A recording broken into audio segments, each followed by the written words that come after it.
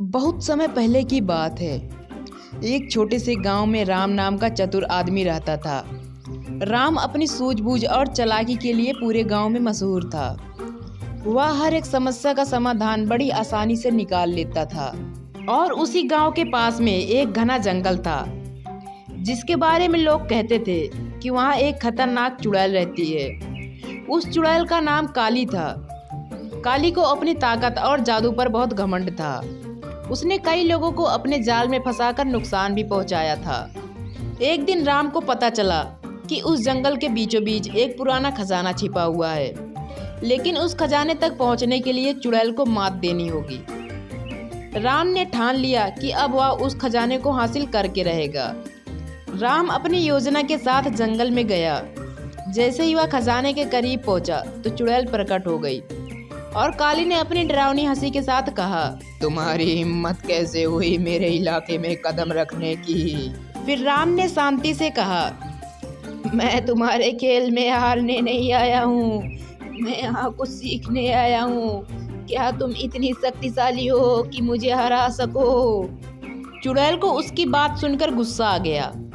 उसने राम को 3 कठिन पहेलियां दी और कहा, अगर तुम इन पहेलियों का जवाब नहीं दे पाए तो मैं तुम्हारी जान ले लूंगी। पहली पहेली। चुड़ैल ने पूछा, ऐसी चीज बताओ जो बिना पंखों की उड़ती है और बिना पैरों की दौड़ती है। राम पहले सुनते ही तुरंत जवाब दिया और बोला, हवा। चुड़ैल ने मुस्कुराते हुए कहा, ठीक है, यह तो आसान था। अब दूसरी पहेली सुनो। दूसरी पहेली। ऐसी चीज का नाम बताओ जो तुम्हारी है लेकिन दूसरों के काम ज्यादा आती है। राम ने कहा, मेरा नाम। चुड़ैल थोड़ी परेशान हो गई, लेकिन उसने आखिरी पहेली पूछी, ऐसा क्या है जो जितना ज्यादा लेते हो उतना ही बड़ा होता जाता है? राम ने तुरंत जवाब दिया और कहा, अरे चुड़ैल बहन, तुम तो इतनी सरली पहेलियां पूछ रही हो, ये तो सांस है। इन तीनों पहेलियों में चुड़ैल की हार हुई। चुड़ैल ने गुस्से में आकर कहा, तुमने मेरी सभी पहेलियां हल कर ली, लेकिन मैं तुम्हें ऐसे नहीं जाने दूंगी।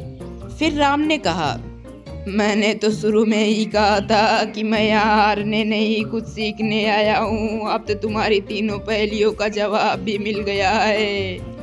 ये सुनकर चुड़ैल को गुस्सा आया।